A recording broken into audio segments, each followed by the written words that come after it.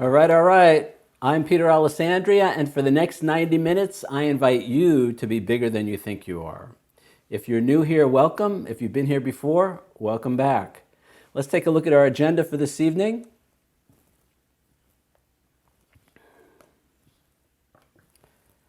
So as usual, we're going to start with some announcements. We have a recommended reading for tonight, the Affirmation of the Day, followed by introductions and or victories. We'll do our audiobook excerpt. Tonight we're reading from chapter 4. We're starting on page 103. We'll have our topic discussion, and then we'll take a break, 5-minute break, and we'll come back to work on the assignment and do any Q&A.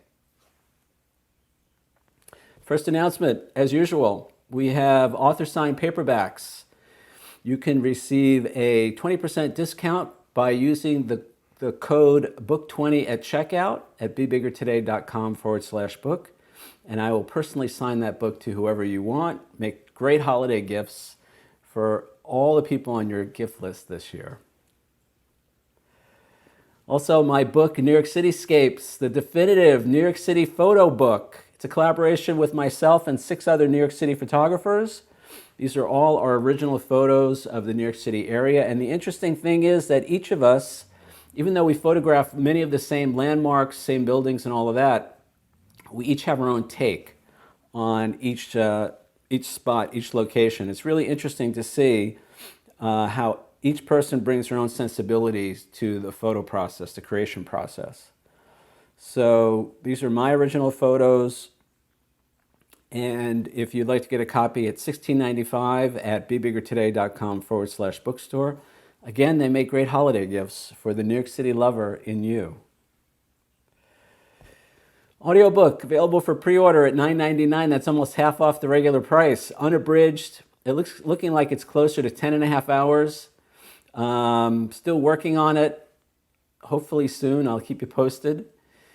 And with both the audiobook and the paperback, there is a money-back guarantee. If you don't love it, just let me know and I'll send you your money back. But I'm sure you're going to love it.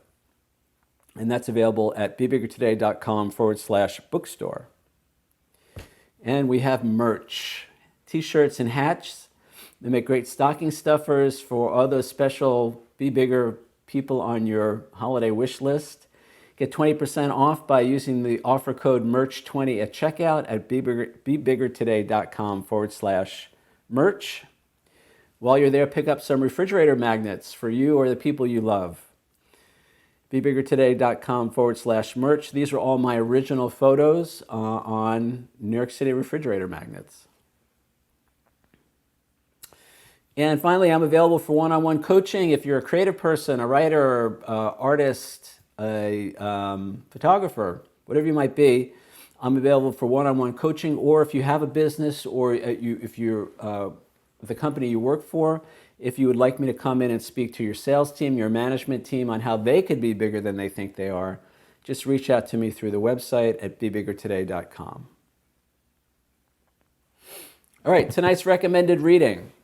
So you've heard me talk about Codependents Anonymous in the past. Codependents Anonymous was the first 12-step program that I participated in, and it was definitely life-changing for me, and I think in some ways it actually saved my life. Tonight's recommended reading is the Codependents Anonymous, what they call the Big Book. And you don't have to be a member of CODA. You don't have to be attending meetings or anything like that. You can actually go to the website and purchase a copy directly from the website. They'll ship it to you. I think there's also an ebook version if you want to download it to your e-reader. They may even have a PDF version available. Very powerful book. One of the reasons I'm highlighting it tonight is we're going to talk about fear of shame. And there's a whole section in the Coda Big Book devoted to fear of shame. So it just seemed to go pretty well.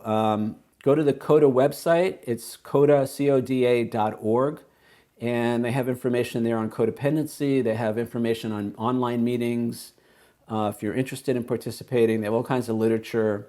FAQs, things like that. So check it out.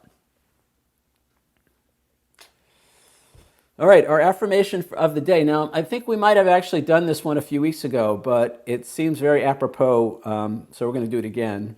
I can trust myself to take care of myself in all situations and with all people.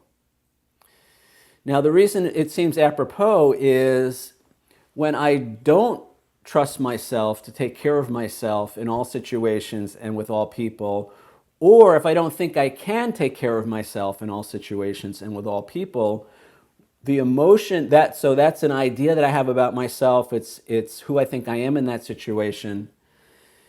That idea leads to an emotion. Remember, our thoughts lead to our feelings. All right. So if I have a thought that I can't take care of myself, this is going to be bad. I can't handle this. I'm screwed. The resulting emotion is fear. All right. And as you know, we're continuing our discussion tonight about FEAR, fear. So if I have this idea about myself that says I'm not going to be okay, I can't take care of myself, that's the basis. That's one of the, there's actually two bases. That's one of the bases of fear. So when I notice the emotion and I notice that I'm feeling fear, then I can work backwards and say, oh, how must I see myself in this situation to feel this way?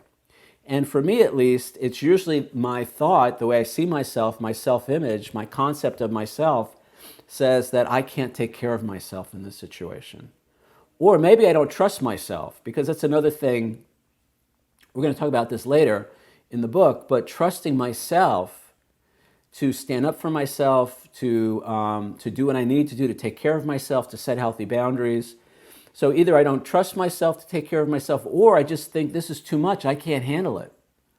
Now, again, we said we're not throwing caution to the wind. We're going to take adequate precautions. We're going to take care of ourselves in a healthy, functional way. But it all starts with how I see myself. All right? So I can trust myself to take care of myself in all situations and with all people. It's our affirmation for the day. So this is your time. If you're new and you would like to introduce yourself, you can unmute your microphone. Or if you have a victory that you'd like to share, if you've got something great that happened in the last week, we'd love to hear it. And now's your chance. So just unmute yourself and let's hear from the group.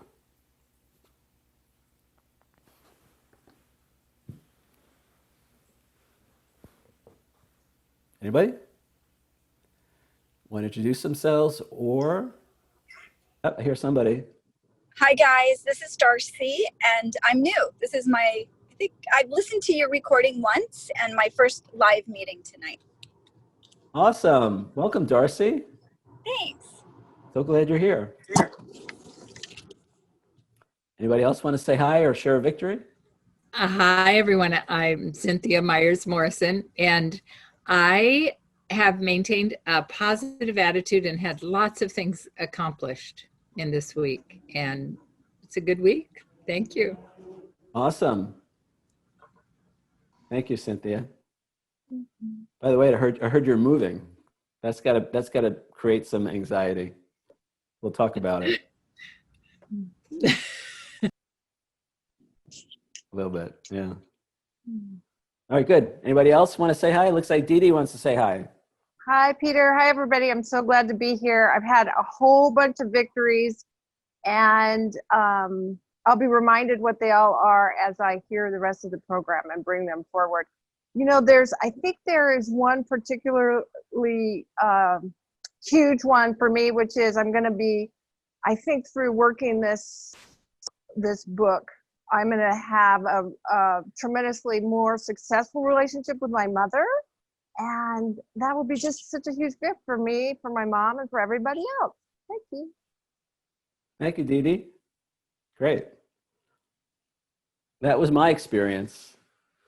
This book and actually the principles and concepts in it really helped me in my relationship with my mom. Anybody else? Going once, going twice? All right. So let's carry on, shall we? So as I mentioned a moment ago, we're working chapter 4. Title of chapter 4 is From FEAR to LOVE. And we're still on we haven't gotten to the love part yet. We're still on the fear part. So what we're going to do next, we're going to listen to an excerpt from the audiobook, and then when we come back, we're going to start the topic discussion. So sit tight for that. My two problems. Dovetailing off the last few paragraphs, I realized a long time ago that I only have two problems in my life. I perceive myself as unlovable, and I perceive myself as powerless. These two primary core beliefs have caused all kinds of pain and misery in my life. Yet because they were buried deep within my subconscious mind, I was almost completely unaware that they were running me. Seeing myself as unlovable meant I had an unusually difficult time dealing with other people. For instance, it was tough for me to make friends or feel like I was part of a group. When I met someone new, I would often try to impress them by embellishing the truth about something I had done, or even lying to them about my accomplishments.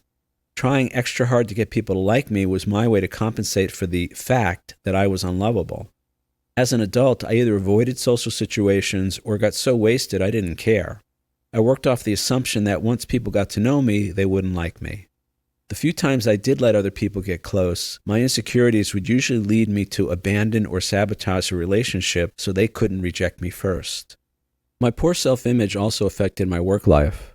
My first job after law school was with a large firm in Los Angeles. Because I was so afraid I wasn't good enough, my primary goal became to hide out as much as possible. I avoided work assignments out of the fear that if I didn't do them correctly, I would feel humiliated and ashamed. Arriving late, leaving early, and lying about doctor's appointments soon became the norm. Then, of course, I had to pad my timesheets to make up for all the missed hours. When I actually did attempt a work assignment, I could never ask for help. I thought I was supposed to already know everything, and asking for help was proof that I didn't know what I was doing. I also avoided most of the firm's social functions. As a result, few people got to know me, and I quickly developed a reputation for having a bad attitude. What they didn't know, and what I didn't know, was I was just terrified of being rejected or making a mistake and having it proved to me and everyone else that I wasn't good enough. The end result of seeing myself in this way was lots of trouble at work and in my personal life. Not because I wasn't smart, and not because I wasn't a nice person, but because who I thought I was incapable, incompetent, unlovable, and someone who didn't deserve to be helped. Seeing myself as powerless similarly created a lot of problems for me. It meant I didn't think I could cope with life. It manifested as feeling helpless. This came up a lot both in my business and personal relationships. For instance, when there was a conflict, I almost never stood up for myself. I had a long history of letting other people get their way with me. Not a good personality trait for a lawyer, by the way. I also lived in fear of other people's disapproval or upsetting them because I had no idea how to deal with someone else's anger. To get around all this, I would usually resort to manipulation and/or dishonesty to get my way. Mostly, I lived in fear of criticism and rejection by others. I lacked any real sense of value or worth, so the slightest hint of disapproval or criticism set me reeling. I would make what I thought they thought of me more important than what I thought of myself. More about what happens when we do this later. I had no idea how to take care of myself in the face of someone else's critical remarks or outward rejection of me. So as a result, I avoided almost all situations where this was a possibility. Now, before we all get too depressed about my depressing story, I want to say I feel very differently about myself today, and my life reflects that. I'm not perfect, but I have come a long way in how I see myself and how I treat myself and others as a result. I also want to repeat what I've said a few times already. I was making all of this up. All my negative core beliefs about myself were untrue. They were the simple but unfortunate result of my distorted childhood perceptions. Yes, I did build a life around those beliefs for a long time, but I can also say I'm not the same person today. I am living proof that it's never too late to change who we think we are. Danger, Will Robinson, danger. Earlier, we alluded to the fact that fear has evolutionary value. When you're living in the jungle, it's good to be alert to possible dangers. Thus, from a biological perspective, fear gets our attention and lets us know there's a potential for pain out there. But we also said most of us no longer live in the jungle. Life has probably never been safer for us as human beings, at least in terms of our day-to-day lives within our modern societies. In my own life, I notice I can't always tell whether the source of fear is real or imagined. Many times I've convinced myself that a situation was going to be painful, only to come out on the other side to find out that it wasn't. When we lack confidence in our ability to handle what life sends our way, we tend to see more potential threats and dangers. This makes it easier to slip into fear-based thinking. Yet, as we begin to see ourselves differently, such as being able to take care of ourselves in difficult or trying situations, we worry less and trust more. Now, this is really, really important since the world hasn't changed. The only thing that's changed is how we see ourselves. As I change how I see myself, I change how I see the world. It's a shift in our perception of who we think we are that has the potential to help make the world a safer place. Traditionally, we've relied on things like having more guns or bigger bombs in order to feel more secure. We tried to solve our internal problems of personal and national insecurity by changing the external situations. This makes sense given how most of us still see ourselves. Yet, in this age of increasing technology, weapon proliferation, and potential agitators, I can't help but wonder if there's another way to address our problems. Changing who we think we are so we're more secure, whether as individuals or as nations, is an inside job. We each need to look within and discover a more powerful, loving, and secure way of seeing ourselves.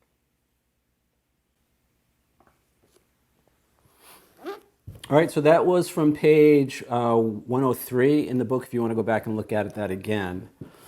So many years ago, I read a book, and it was called, what was it called? I think it was something like Feel the Fear and Do It Anyway. And that book was actually very helpful at the time. But what my message now is, change how you see yourself and you won't feel the fear to begin with. And that goes for all our emotions: sadness, anger, frustration, impatience, depression. When I change how I see myself, it changes my thoughts. And when I change my thoughts about myself, my feelings change, and then my words and actions follow. We said this a number of times. Our thoughts lead to our feelings lead to our words and actions, and our words and actions lead to the outcomes that we experience in life. So instead of feeling the fear and doing it anyway, change how we see ourselves. And so we move from what we talked about last week. We talked about the difference between fear and caution. All right, so we still want to use caution. We still want to use common sense.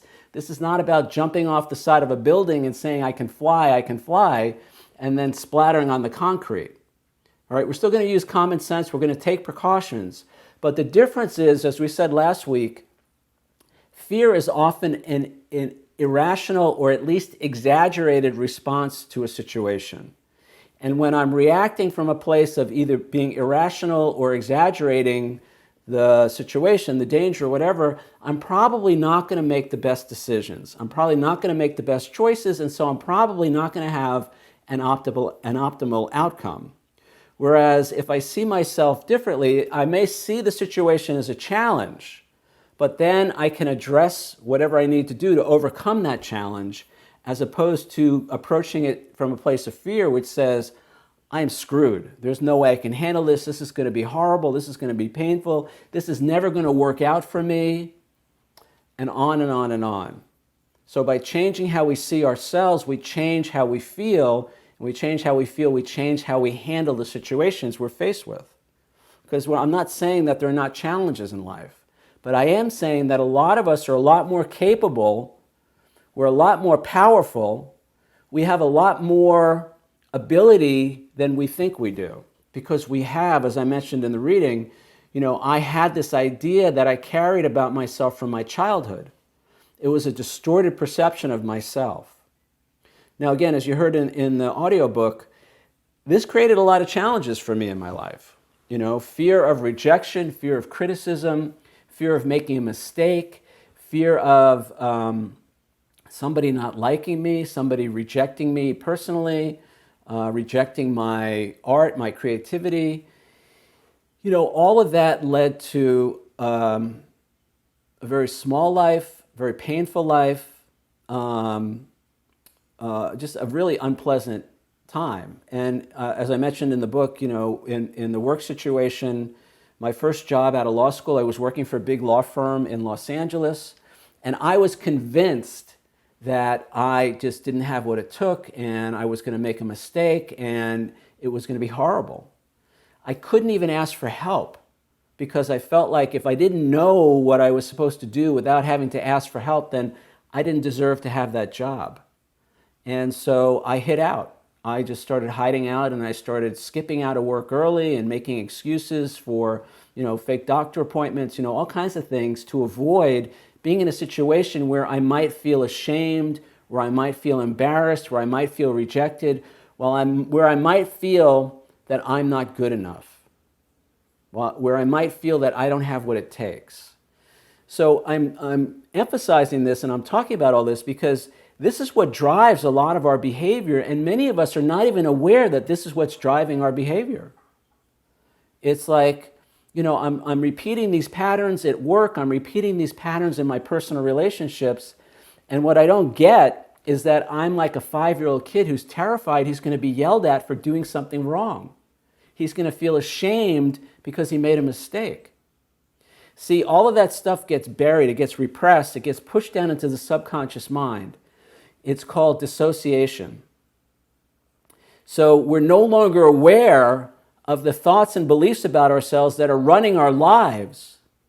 So and then what we try to do is, well, we're going to change jobs because it must be the job, or we're going to change cities, or we're going to change partners, romantic partners, or we're going to change whatever, but we never address the underlying cause, So that's what I'm trying to bring to our awareness now, is to go below the surface and look at what's really driving us. And it turned out all those things I thought about myself were not true. It was just the mind of a 6-year-old that came to certain conclusions based on the mental ability of a 6-year-old. But I never questioned that stuff. I just thought, that's just the way it is. That's just the way I am. So what we want to do is begin to look closely in all those situations where we feel any negative emotion at all. Stop and say, okay, wait a second. So I know the situation, Peter keeps saying the situation is never the problem. The problem is always and only how I see myself in that situation. And I can always change how I see myself. Now, I don't quite believe the second part of that yet, but I'm at least going to go with the first part and say, okay, so how do I see myself in this situation? What are my thoughts and beliefs about me? What do I think is true that I've never questioned? And can I look at that and begin to question that and say, is that really true about me? Is it really true that I'm not good enough? Is it really true that people are not going to like me? Is it really true that I don't have what it takes to be successful or happy or whatever, creative, whatever it might be? Now, for me, I mentioned this a moment ago, and this is one of the reasons I mentioned the Codependents book. I want to talk about fear of shame. I actually don't address that directly in the book. It's kind of the subtext, but it occurred to me actually today as I was preparing for the workshop tonight that this has been a huge issue in my life. Now, everything I just described is actually fear of shame. Fear that I'm going to be embarrassed, I'm going to be ashamed, I'm going to feel like I'm not good enough, people are not going to like me, people are going to reject me, all of that. And so I'm defining fear of shame as being told by words, actions, or attitudes by someone that we love or look up to that we're not good enough. Now, obviously, this is a bigger issue when we're kids, and usually we're looking up to our parents, our older siblings, other adults, other family members. And when we get the message, either directly or indirectly, by words, actions, or attitude, that we're not good enough, that we're bad, that we're not okay in some way, little kids internalize that. We take that in, and that becomes part of our identity. At least that's what happened for me, from what I can tell. I internalized all that stuff because children are very literal. They take what their parents or other adults say literally. And we're like, as kids, we're sponges, we're blank slates. So everything that comes in becomes part of our it becomes part of the hardwiring, it becomes part of the neural network in our developing brains. So we take the experiences of life and it comes in through our senses, and that stuff gets imprinted in the gray matter, in the neural networks in the brain.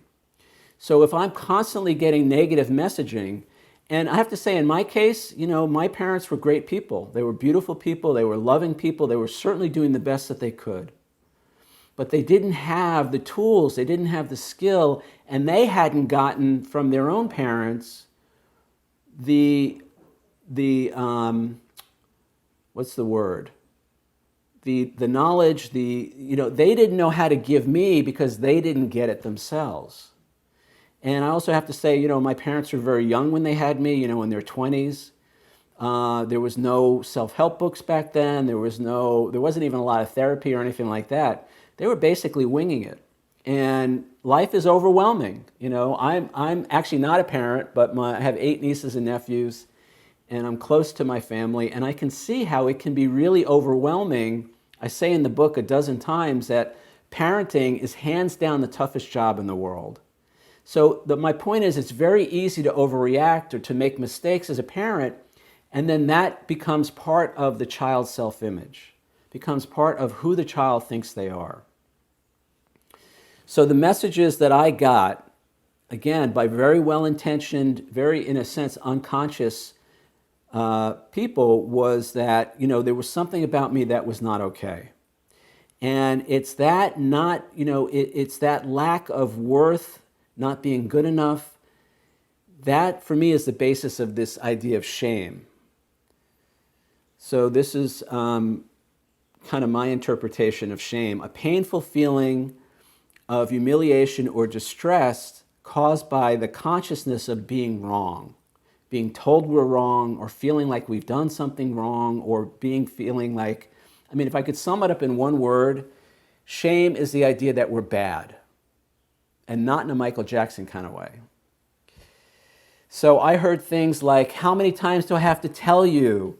What's wrong with you? Why don't you ever do it right? Why don't you listen to me? Why don't you pay attention more, And the subtext and sometimes the direct communication was, you're bad, you're naughty, there's something about you that's upsetting me. I guess this is what happened there. This is the main messaging. There's something about you that's upsetting to me. And when a child gets that message, they take it literally. They take it in. They say, oh God, there must be something wrong with me. I'm upsetting mommy, daddy, my older siblings, other family members, teachers. So it becomes part of the imprint. It becomes part of the self-concept. It becomes part of our idea of who we think we are. And then in my case, I spent the rest of my life trying to make up for that. I did things like, I shared about this a couple of weeks ago, when I would get a work assignment, I would do like 5 times the amount of work just to prove that I was good enough, even when they didn't ask for it, and in a couple of times that really came back and it backfired. They were like, why did you do all this? We need you to do this other thing. And I was trying to impress them. I was trying to prove that I was good enough. And it created problems in my relationships with women, in my relationships with friends, with colleagues. If I think that I'm not good enough, then I'm going to try to compensate for that. And, low self-esteem makes it very difficult to have intimacy. It makes it very difficult to have honesty in a relationship. So all this stuff all this baggage that I'm dragging around that I'm not even aware of, that I think is just the truth about me, that I think this is just who I am, it's impacting my work relationships, my personal relationships. It's impacting my relationship with myself. And it's just creating all kinds of unmanageability in my life. And honestly, that's how I ended up in Codependents Anonymous. It was through that unmanageability around my feelings of low self-esteem and the need to either medicate from those feelings with drugs and alcohol and other things, or to hide out from life, or to just have resistance to getting things done, or taking healthy risks, or putting myself out there in a professional way at work, or whatever it was. So it's important to be aware of this. Now, I have to be honest, when I was putting all this together today, it brought up a lot of feelings for me. And, it was reminding me of a very unpleasant personality, and experiences and all of that from in some cases not so long ago. So my point is to begin to bring this stuff to the surface and then question it. Is that really true? Now, it may be true. You've heard me mention John Bradshaw before. John Bradshaw has written a couple of books on inner child work and codependency.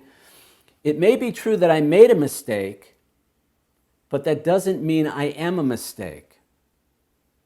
All right. And shame is the feeling that I am a mistake. Now, that's John Bradshaw says that, I think, in Homecoming.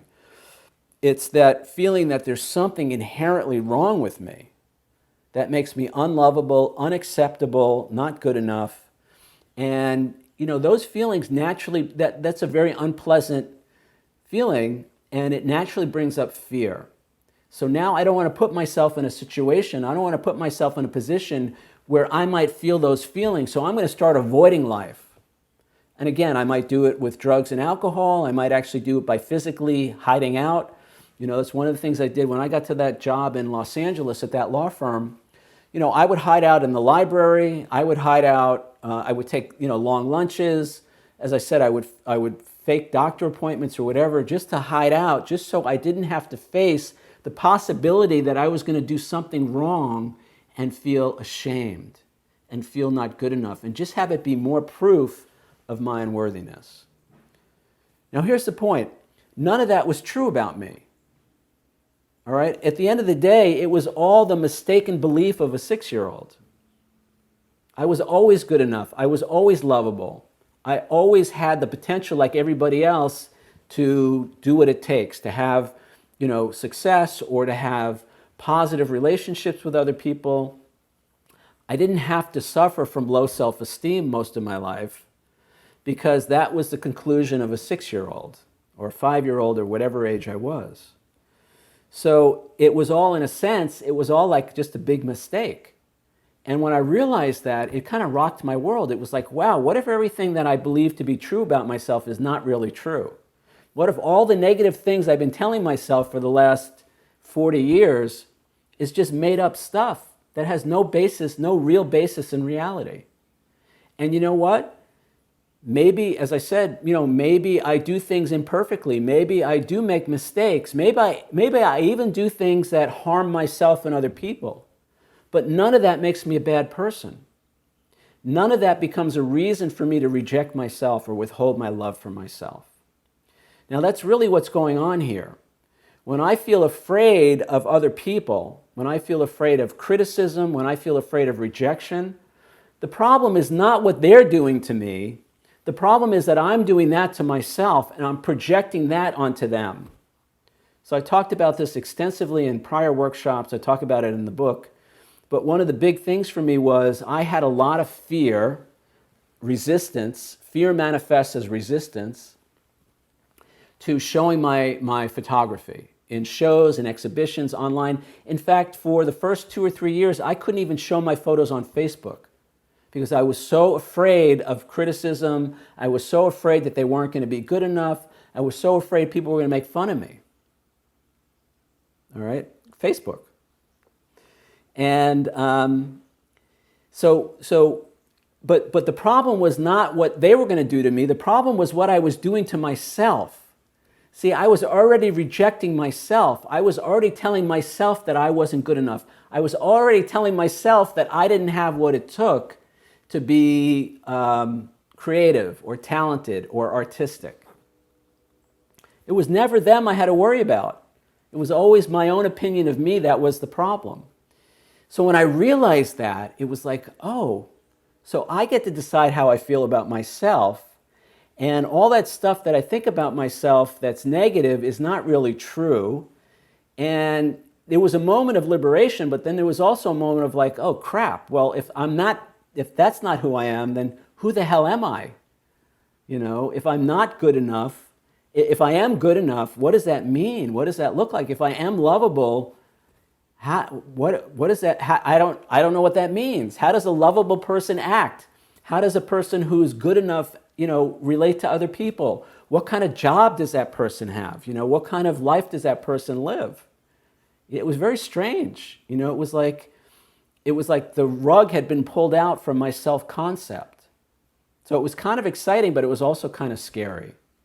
And we talk about that later in this chapter, that sometimes we're so wedded to a concept of ourselves, to an idea about ourselves, that it becomes scary to let go of that identity. Who would I be if I was good enough? Who would I be if I was lovable?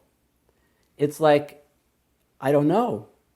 And that can create fear. That that the fear of the loss of an identity that we have identified with for so long, when that's taken away, it's like, oh my God, now what? Now that's also when we begin to step into our true power. And we talked about this in chapters 2 and 3. By taking responsibility for all my feelings, then I can begin to change them. By taking responsibility for my thoughts and recognizing that my thoughts lead to my feelings, I can begin to change all of that. And I can exercise my true power, which is, we define true power in chapter 3 as the ability to consciously choose and or change our thoughts, feelings, words, and actions. But here's the thing, guys. I have to want to take responsibility for my life. See, in many days, I still just want to blame everybody else when things are not working out. I still want to point my finger at, whoever and say it's your fault that I feel this way. So until I'm willing to take responsibility for all of it, I can't change any of it. All right, but that's what true power is. True power is consciously changing how we feel about ourselves, who we think we are, how we see ourselves, and as a result, what we say and do in the world. And when we change what we say and do, we change the outcomes that we experience. And our life finally changes. All right? Now, in the reading tonight, in the book, I mentioned my two problems, and it relates to all of this.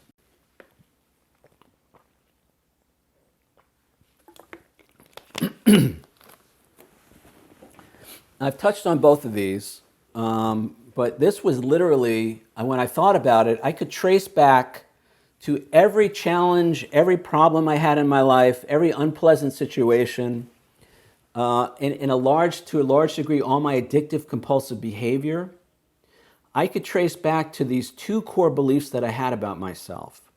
I perceived myself as unlovable, which is what we've been talking about for the last few minutes, and I perceived myself as powerless. Now, I alluded to this at the beginning when we talked about the affirmation of the day. Powerless is, it's like helpless. It's like I'm not going to be able to take care of myself. I'm not going to be okay in this situation. I'm not going to get what I think I want or need. Other people have power over me. That kind of thing. That's how I'm defining powerlessness. Now, the problem is, when I perceive myself as unlovable or I perceive myself as powerless, there's only one place to go with that, and that's right to a feeling of fear. Fear, anxiety, unrest, because I'm afraid I'm going to experience myself as unlovable, not good enough, feel ashamed, feel shame, or I'm not going to be able to stand up for myself. Other people are going to get their way with me, and I'm going to end up feeling bad. Other people, one of the things that I did a lot was I made what I thought other people thought of me more important than what I thought of myself. Now, the problem was I didn't think much of myself, so maybe that was a good thing in some situations because some people thought very well of me. Actually, you know what? The truth is a lot of people thought very well of me. A lot of people loved me. A lot of people saw me as competent, capable. A lot of people in my own family, when they read this book, they're like, we never knew that about you. We never knew that that's the way you really felt about yourself. And I had to say, one of my defense mechanisms was to cover all of that up and to try to overachieve, to try to impress people, try to, never ask for help. Because if I asked for help, it meant that I didn't know what I was doing. It meant that I was, weak or, not capable or whatever. But there were times I needed help. And there were times I didn't know what to do. And there were times I didn't know how to take care of myself. And because I was trying to hide all of that from myself and from other people, like at that law firm, when I worked at that law firm, I got a reputation as being somebody who was very smart, but who had a really bad attitude.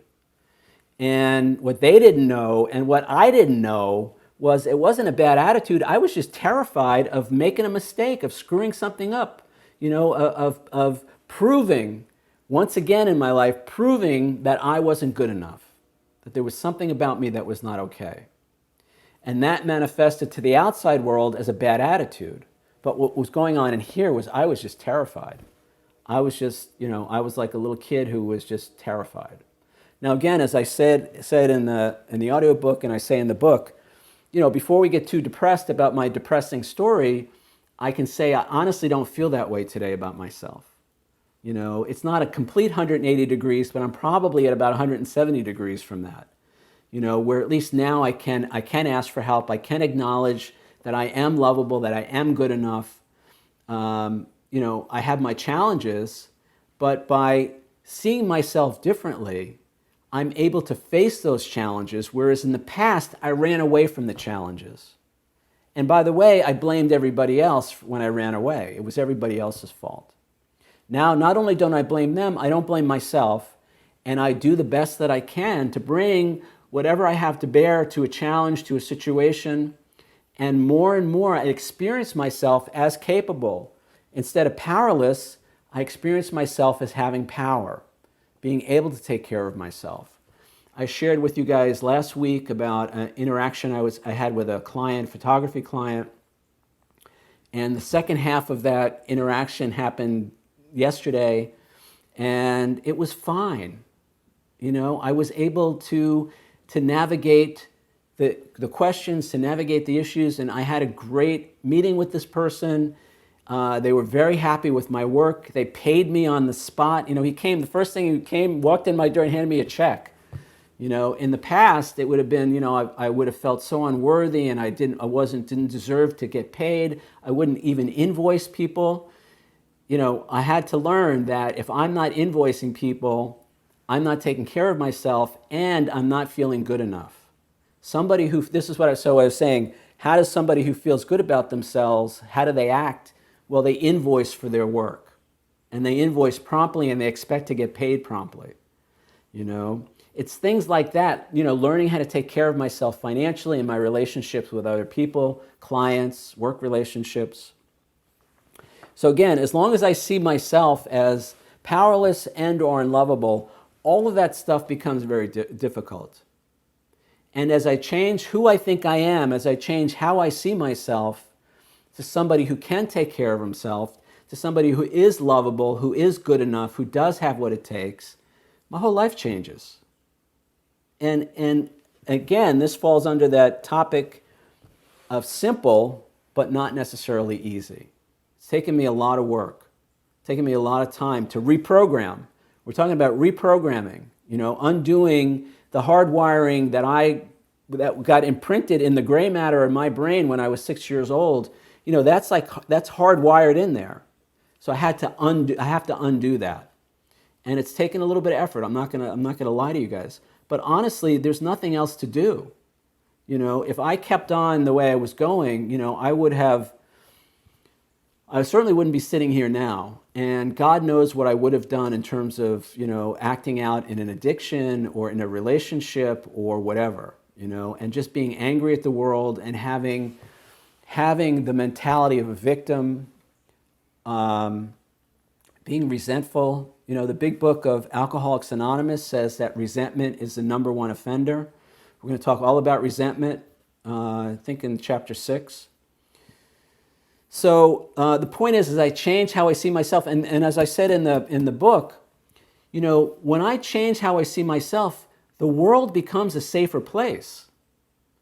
See, nothing has changed in the outside world, but when I start to believe that I can handle life, that I can face the challenges that come, everybody has challenges, but when I begin to believe that I can handle those challenges, now I don't have to react from a place of fear, from anxiety, and I don't have to have the negative experiences that follow that.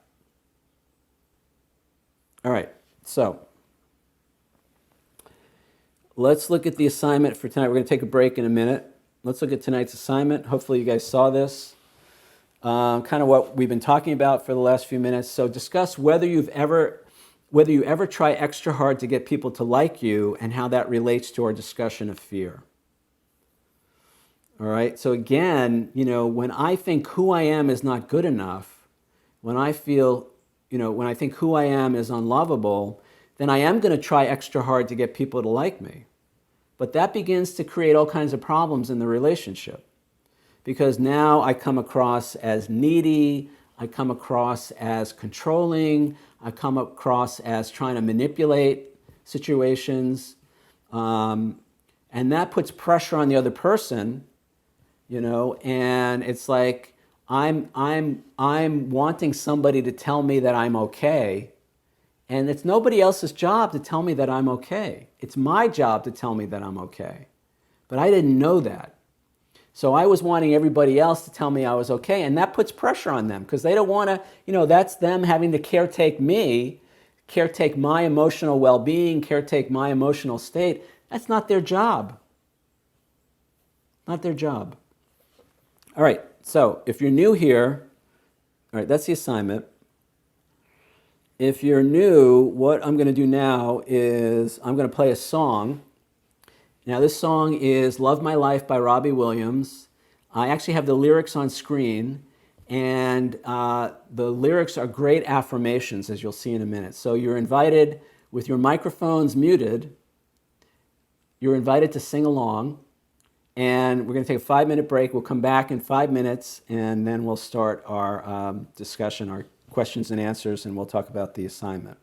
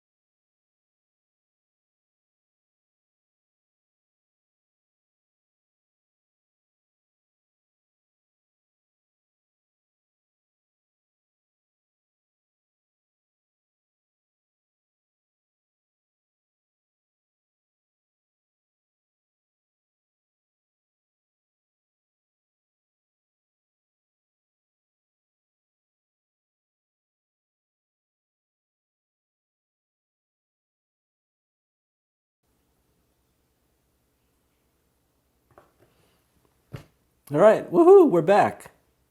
So let's jump back into our discussion here, our assignment for tonight.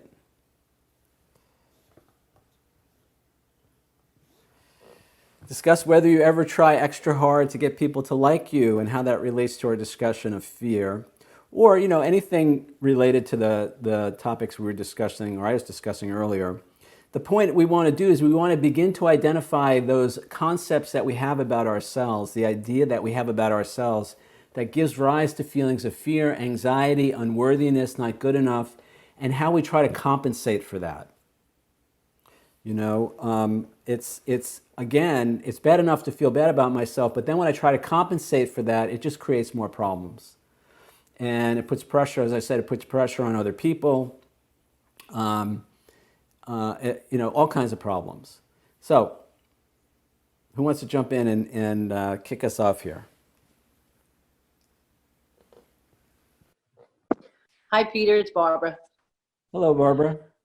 Well, I was thinking of it, and it isn't so much that, you know, I tried to get people to like me, but I did have many experiences, and I think I talked to you about it, that say I was, right, in a job position, whatever it was, and later on or during it at the end, I found out what people thought of me. And it was so devastating. People didn't like me. People thought I was this, that, and I was like shocked. So that had happened quite a few times. And meanwhile, I'm thinking, and I am a nice person. I do my job. I'm friendly to people. I'm this and that. And then when you find out that people have a totally different opinion about yourself, I don't know if I had the wherewithal to, you know, fix that at the time. as time goes on, and you say it too, I think I recognize that a lot of time, after that, it is their problem, not necessarily was mine. Whatever I did reminded them of obviously came out in their critique of me. But I find that I had that, and probably still do to a certain point, that situation in my life. More than trying to make people like me, I'm usually, I always thought, nice or considerate, what would be the word? I'm not arrogant. I'm not pushy. I don't have to win. I thought I was a team player. And then I find out people didn't like me. So there's my take on that. I think you remember some of that when I was a flight attendant. It happened quite a few times. Meanwhile, I thought I was doing a great job. Sitting up there, taking the belt and going, boop, boop, boop. No, I'm kidding. It was the people I worked with. And I had a part in that. But it's past, it's over, it's not affecting my life anymore. But it is surprising that it's, it certainly happened much more than once. So, it's something that, I don't know, you can talk about it. All right, Why great. would that be?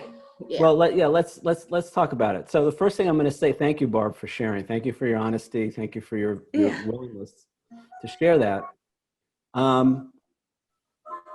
Here's the thing. Not everybody's going to like us. No. Why not? We could be the most wonderful. There are people who don't like me. Now, just think about this for a minute. Well, I feel the same way. I like me, and I don't know why somebody wouldn't like me. Yeah. So, well, that's in one sense, that's good. That's healthy. It's great. So number one, there are going to be people who don't like us. All right. That's just the reality of life. But that does not have to be a problem if I like myself. Because remember, the only person whose opinion of me really matters is my own. So when I have a positive opinion about myself, then it doesn't really matter so much, if at all, what other people think of me. Now, if I'm doing work for a client or something like that, I want to get feedback. I want to know that I am on track with what I'm being hired to do and all of that. But people liking me or not liking me, it's certainly not as important to me as it used to be. And part of that, I think that's what I was going to say, is that is definitely in the past. And at the time when I found out about that, I didn't have the wherewithal to say, okay, I like myself. So it was detrimental, I'm sure, in the job performance and the job and things like that. So it did matter, but it doesn't anymore, so. Right, good. Well, and here's the thing. I mean, it's like if I'm doing something incorrectly, in a job situation, I don't have to be attacked for that. I don't have to be shamed. I don't have to be told that there's something wrong with me. The professional appropriate way is, hey, we need to make an adjustment here, or you need to readjust that, or it's a conversation. It could be a negotiation, but it doesn't have to be a shaming thing. It doesn't have to be an attacking thing. It doesn't have to be something that's personal. And here's what, now I said this a couple of weeks ago to you, and I've shared that I've said this to my 14-year-old niece. I say, when she was about 8 or 9, she was having some trouble with kids at school. And I said to her, when somebody says something mean to you, they're always talking about themselves. They're not talking about you. And I'll say the same to you, Barb. If somebody was being mean, it's one thing to say, look, you need to redo this, or you need to do things differently in a job situation. But it's another thing to shame somebody, to attack them, to belittle them. When somebody's doing that, it's not about us. And likewise, when I'm doing that to somebody else, it's not about the other person, it's about me. And what we do is we project our own self-hatred onto other people, is what it comes down to. So it's one thing to say, hey, we need to change how you're doing something. It's another thing to say, I don't like you, you're a bad person, you're whatever. Two different things. Yeah, no, I recognize it now. I think I said that to you. There was a recent situation, and I recognize that I could change it. And whether or not that person changed their opinion about me doesn't matter. And I do feel that way 100%. It's good. It feels good. Good. That's taking our power back. Yeah. When I'm worried about what everybody else thinks about me, I'm giving my power away. Right. And that's what was in the past. Yeah. Yeah. Mhm. And, and the other thing is we attract people into our lives who mirror back to us how we feel about ourselves. I know, I've heard that. It's so funny. You hear that all the time. You're like, oh God, why am I doing that? Why is that happening to me? Well, it's not happening to you. It's happening for you. Because what it is, it's an opportunity for us to heal that part of ourselves. Right. I don't have those same people in my life anymore. My life used to be filled with those people. I used to have all kinds of shaming, critical, difficult to please people in my life, whether they were clients, whether they were business associates, whether they were bosses. I don't have those people in my life anymore. And the only thing that's changed is how I see myself, And so since I'm not critical of myself as much as I used to be, since I don't shame myself as much as I used to, I don't attract those people into my life. But when they do come, now I recognize, oh, you know what? That's an unhealed part of myself. They're actually doing me a favor. They're telling me that I still have more work to do. So that's a very positive way of looking at it. Yes. Okay. And so the main thing is, don't take any of that stuff personally. And then take responsibility for your part. I take responsibility for my part. So maybe I have screwed something up at work or whatever that I need to make an amends for, that I need to make an adjustment to or whatever. When I step up to that, it just happened recently with somebody where I did something and at the time I wasn't necessarily, I wasn't focused on their situation. I was focused on my situation. And they texted me after and said, hey, I wish you had handled that differently. And this is what you could have done differently. And my initial response was to feel defensive and to want to fight back and all that. And then I thought, well, actually, number one, they weren't attacking me. The text was direct, but it wasn't mean. It wasn't shaming or anything like that. And then I looked at it and said, you know what? From their point of view, that's probably right. I could have handled it differently. And so all I did was I just texted them back and just acknowledged that. And that was it. It was done. It didn't have to ruin my relationship with this person. It didn't have to ruin my day. It didn't have to ruin my week. That's different. In the past, it would have been this whole thing in my head about how they were wrong and I was right and they were victimizing me and they're only thinking of themselves. So when I change how I see myself, I'm less defensive. I don't take things personally. I don't look to other people to caretake me and tell me that I'm okay, that I'm good enough, that whatever. And that changes everything. Now, I'm not perfect. I still got issues. This still comes up from time to time, but it's not nearly as bad as it used to be. And I'm grateful for that. Yeah, I can see it. I can see it in your face. You're a different person too. You're much happier. All right. Sure. Thank you. Thanks, Barbara. Who else? Anybody? I'll go. Dee Dee. Hi. Well, I hope that somebody will look at me and say, oh, I see it in your face. You're much happier. Someday I really look forward to that. So Mom said two things to me yesterday, and here I am trying to help my mom, kind of in an altruistic, really getting it done, making it happen for her kind of way. And a couple of criticisms that, I'm not in a place where I want anybody to criticize me right now. And I only want to be around people, including myself, with positive regard. And I've been Xing people from my hula hoop who I feel don't have the capacity to give me positive regard. And so I think what I want to say is, I did do one of my victories was I asked for help around my computer. I had a Windows 7 computer, and then I bought a laptop. And because of everything going on, I couldn't couldn't transfer the software, even though I bought transfer software. So I've had this really what's to me a very expensive piece of equipment sitting around since April. But on Sunday, when my desktop wouldn't boot up, I thought I had lost everything. I called a computer guy. It was on Sunday. Another computer guy answered and said, "I can help you." And from that point, I decided, even though when I was taking the tower apart, I realized it was just the power cord had gotten jiggled loose.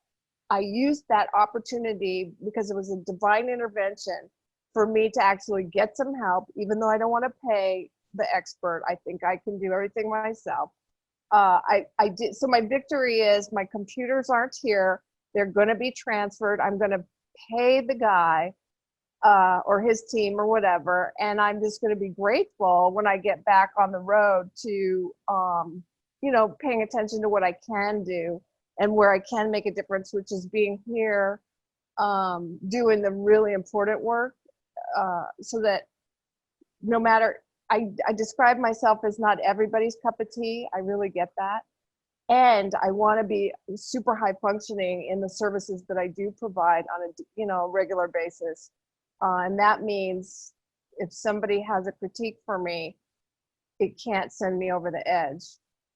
So what was the question? Do I go to extra, do I want to please people more now? No, I don't. I want to be around, I want to please myself. I want to figure that one out. And then I want to be around people who are pleasing and here's what I really want. I want to be able to give lots of positive regard to myself and other people. And I think I can learn that here. Okay, pass. All right, awesome. Thank you, Dee Dee. Okay. Yeah, I mean two things I heard, just a little feedback for you. Taking care of yourself, asking for help. That takes us out of, that's us taking our power back, which takes us out of victim mode. And the second thing was, warm, positive regard for ourselves. We will begin to attract people that mirror that back to us. So, we can attract the people who mirror the dysfunction, or we can attract people who mirror the positive traits and characteristics back to us. So that's great. It all starts with us. And it's not easy. And I'll tell you, with family members in particular, if we have a long history of interacting with somebody in a certain way, it can be very challenging to change that. Other people have an expectation of who we are in that relationship. Other people have an expectation of who we are vis-a-vis them. If we do a lot of caretaking of them or enmeshment with them or whatever, people want that same person to show up. And when we change, sometimes it's challenging, and other people are not always going to welcome the steps that we take to take care of ourselves. So it's not to make them wrong, and it's not to make us wrong, but it's just to recognize that there may be some friction, there may be some challenges along the way. But here's the thing, for me, I'll say, I recognized some time ago that I'm responsible for the people that I pick to be in my life. And I also learned many years ago, we're going to talk about this in chapter 6 or 7, that without healthy boundaries, I'm toast. In terms of, I can trust myself to take care of myself in all situations and with all people. The primary way that I take care of myself in my relationships with other people is through having healthy boundaries. And most people have no idea what boundaries are or how to use them. So we're going to spend a lot of time on that. But once I started doing that, once I started having healthy boundaries with people like my own mother, I had to learn how to have healthy boundaries with her. Then all of a sudden, I was taking care of myself. So I wasn't giving my power away. I wasn't making her wrong for how I was feeling. I was taking responsibility for my feelings. And I was changing my behavior accordingly. And all I can say is, as I changed who I was, who I thought I was, and how I took care of myself, the whole relationship changed. And I have to say, and I've talked to her about this, my mom is like a different person now in my relationship with, and a lot of it is I'm not blaming her anymore. I'm not making her defensive. I'm not making her, trying to make her feel guilty. This is all the stuff that I did for years. And I was wondering why we didn't have a good relationship. I'm not saying that's true for you, Dee Dee, or anybody else. That was my experience. But when I started to take responsibility and I started to change who I thought I was and how I saw myself, it's like we're two different people now. And we have a beautiful relationship, which is amazing because I didn't have that for many years, most of my life. So thank you. Who else? Thank you. Who else would like to chime in on this? I would like to, Peter. Cynthia. Great. Go ahead, Cynthia. I grew up as a military brat, and I wasn't a brat at all. I was really a good kid, really studied hard and tried hard and was always, yes, I know the answer. I was one of those that some people like and don't like. And I went from place to place often. I mean, I lived 21 places by the time I was 18 years old. And I've had therapists who have suggested that that was victimization. I didn't experience it that way. I really liked being in circumstances that were new and different, and I still do. However, it caused me to have defenses that I have to this day. And recently someone said that they didn't know me very well, that I didn't share a lot of information. And I think, well, there have been a lot of times when I share a lot of information. I share pretty openly here, I think. And I want people to like me. I want to be forthcoming. I want to help others. I want to share my experience and what I have that might help them. Maybe it will, maybe it won't. But it creates a lot of difficulties because I have the same two problems that you mentioned of being unlovable and powerless over other people, places, and things. And that belief that I still am not enough. And that's a painful thing to experience with as many accomplishments as I've had. I mean, I've done a lot of things for being a person that doesn't feel worthy, doesn't feel enough, still doesn't feel competent and confident and, self-esteemed. And I'm much better than I used to be, much better. And still, I think, at almost 74 years of age, I'd like to be free of these things. So I'm committing to doing the questions in your book and really working with the book material to strive to alter that. I don't want to continue in this state. So thank you. Great. Thank you, Cynthia. Thank you for sharing that. I would say this, just in general, defensiveness is sometimes it's okay not to share with other people. We have to use common sense, who we share what with and all of that. We're going to talk about, but there is a difference between being defensive and taking care of ourselves. We can take care of ourselves in a healthy way. Talk in chapter 5 or 6, talk all about defensiveness. And that's a character defect that has created all kinds of problems and unmanageability in my life. And when I don't have a healthy toolkit to take care, when I don't have healthy boundaries, when I don't have a healthy sense of self-esteem, I have to default to the negative character defects, like being judgmental, being critical, defensiveness, control, manipulation, dishonesty, inconsideration. So as I learn how to take care of myself, which sometimes means not sharing personal details with somebody until I know if they're trustworthy, until I know if it's appropriate to do that. So we're not saying, it's not saying we have to become an open book or we just have to throw caution to the wind. Or again, it's not saying we don't use common sense. Mm-hmm. It is saying, however, that when I change how I see myself, I change how I take care of myself, I change how I interact with other people, and my relationships go better. They're not always perfect. There's still challenges. There's still miscommunication at times and all of that.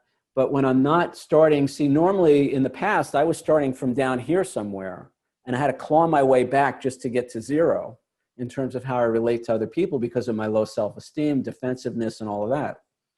What I'm saying is when we start from a more, level place, it's much easier to have the interactions that, positive interactions with ourselves and other people. And the last thing I would say is, it's been important for me to forgive myself for being that person. Forgive myself for being needy in my relationships with women. Forgive myself for being controlling and manipulative in my relationships with friends, with, coworkers. Forgive myself for being defensive, for being judgmental, for being critical.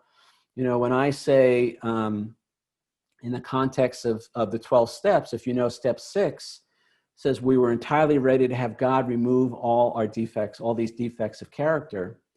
For me, it's like I will become entirely ready to have God remove my defects of character when I'm willing to love myself in spite of them. Because I judge myself for being judgmental, I criticize myself for being critical, and I hate myself for all those other things that I do that are dysfunctional or unloving in my relationships with myself and others.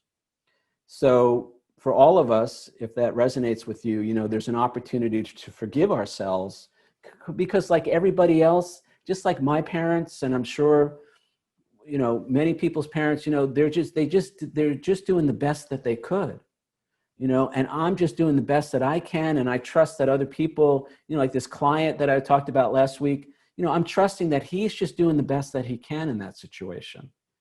And, as I become more aware, as I become more conscious, and as I own my power, and as I take responsibility for my own thoughts, feelings, words, and actions, it's much easier to have compassion for somebody else's shortcomings rather than criticism or judgment of them.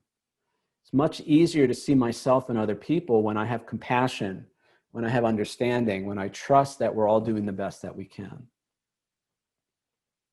Thank you, Cynthia. You want to say anything else?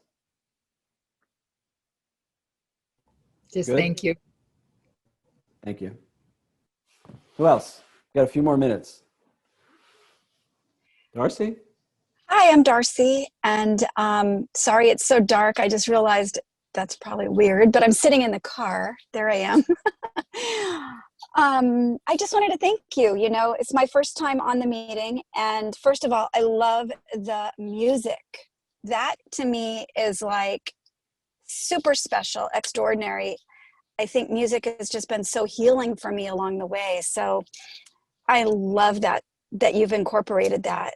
And I was just thinking about, you mentioned parenting and how hard that is. And it was definitely harder with me, with my oldest child, than it is with my youngest. But I can see that I definitely was fear-based. I was a fear-based parent. My son scared me at times. And I kept trying to change him, fix him, rearrange him so that I wouldn't feel the anxiety. And I can see now, I like how you're kind of expressing it, is that I can see how I put pressure on him to show up in a way like that was sort of a caretaking role. But, instead of caretaking for me, it backfired. he ran, he's like the avoidant and I was the anxious. And I see that in a lot of my relationships, like they're the avoidant, I'm the anxious. And not as much anymore. I've been in the rooms, the 12-step rooms for many, many, many years. And I think what you said earlier too, is that it's a lot of work for me anyway, a lot of work for a little improvement. It's just been like a lot of relentless effort. And it's simple, but it's a lot of work. And it has been nonstop for me. And I've come a long way. But I really want to get a copy of that Codependent book that you mentioned and kind of dig into that a little bit this coming year. So anyway, thanks. And that'll do it for me. Appreciate you. Awesome. Yeah. Thank you. Thank you, Darcy. Great. I'm so glad you're here, and thank you for sharing. Thank you for sharing that. I won't comment directly on anything that you said, but I will say for me, something I realized in my romantic relationships especially was I would try to fix other people so I could feel better. You know, it wasn't really, I don't know if it was a benefit to anybody else, but my codependent fixing and, you know, all the stuff that I did in my relationships, it was all designed, it was a way for me to cope, you know. So the Coda book is great, book by Melody Beatty. Maybe you've heard of it. You guys have heard of it, called Codependent No More. I'll do that on the recommended reading probably next week. Also Pia Melody, P-I-A, and then M-E-L-L-O-D-Y. She has a couple of great books on codependency. You know, for me at least, that was kind of the way I coped with my life, you know, coming out of the childhood that I had. You know, it was my attempt to navigate relationships with other people and myself, but not really knowing what it meant to have a healthy relationship, you know. And so I'm a big, you know, I hate to say, well, I'll just say it, you know, I think that there's a lot of potential benefit for a lot of people from looking at this issue of codependency. So check out coda.org. And there's other places too. I mean, I was in a support group, in a therapy group for codependency before I even found Coda. So you can come in different ways, but it's this, you know, it's how we relate to ourselves and how we relate to other people, and how we can improve that. So thank you, Darcy. You want to say anything else? No, thanks. Yeah, I'm good. Thank you. Great. Thank you. All right. Time for another person or two. Anybody else want to say anything? I'll mention again, if you're new, that song that we play is Love My Life by Robbie Williams. And you can get it on iTunes. If you're watching at home, I actually can't play the song on the YouTube or the video on my website because of copyright issues. But it's Love My Life by Robbie Williams. And we're going to play it one more time right at the end. So stick around for that if you're on the call right now, if you're on the meeting. Anybody else want to say anything? Peter, I was just going to add, I can't wait to get a copy of your book too. Great. So I'm super excited about that as well. Get 20% off. Book 20. Woohoo! I'll take it. And I'll sign it. I highly recommend my book, actually. And I have to say, it's just, you know, going back through it, I'm actually working on the audiobook and a second edition. And it's good. You know, it's good. It's a good book. So I hope a lot of people read it and get benefit from it. Dita, you're back? Okay, good. I just want to say I'm going to love myself through the fact that I ate the leftover Halloween candy, even though I know that's not good for Dee Dee. And even though it was Welch's half fruit, I know it doesn't work for me. It's got corn syrup in it. And just to plug Sugar X Global or whatever the non-sugar suggestion is, and the team that's here, I just want to thank you. I know it's true for me, and it's such a huge gift that you're giving the world. Okay, thanks, pass. I'm gonna love myself even though I ate that sugar, pass. Woohoo! Yeah. Love it. Cynthia or Judy, you want to just very briefly mention Sugar X? Go ahead, Judy. Sugar X Global is going to be a virtual community for people who struggle with food and sugar addiction or think they do, because it's 5 people who have many years of experience with addiction. Some have 22 years of abstinence from sugar and grains, and I have 15 plus, and other people have 31 years, 3 of drugs. Somebody else with 49 years free from alcohol. I mean, all having sugar problems, food addiction problems. And it's really exciting. It's really, really exciting. There'll be a free area if you just want to get some resources, lots of resources. We're hoping to have lots of podcasts, interviews with experts, meetings throughout the week with, speakers or topics. And, like we know what it's like. Like I took, something's coming out for people that signed up. I just found out they're calling it the 80-pound cheese curl. I took a cheese curl once, and literally that was an 80-pound bite, and 13 years until I got abstinent again. So it's a miracle. It's just, we're very, very excited to be able to present this to the world. Is there a website people can go to? Right now it's called, there's a landing page, sugarxglobal.com. Is it all one word? Because it's not open yet, but Okay. we're working on it, diligently working on it. So there will be more will be revealed. All right, yeah, keep us posted. And thank you for that. So thanks for asking, and thank you for the compliment, Dee Dee. Thank you. All right, good. Anybody else want to say anything? Because otherwise I'm going to play the song again. Lyrics will be on screen so you can sing along with your microphone muted. And we'll come back for our final goodbyes. So hang on.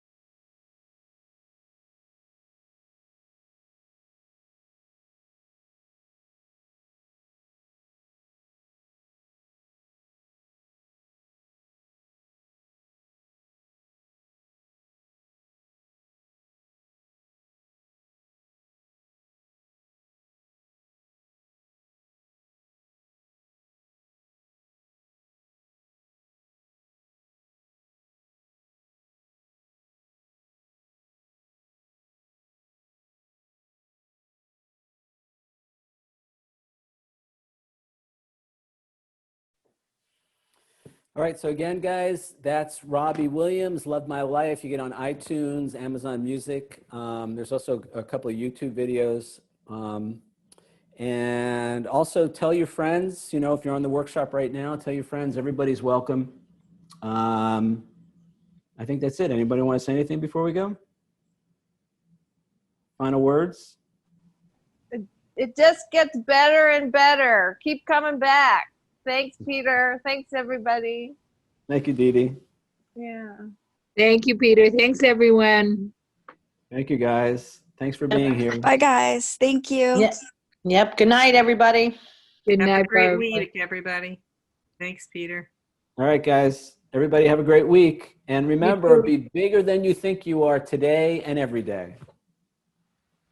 Absolutely.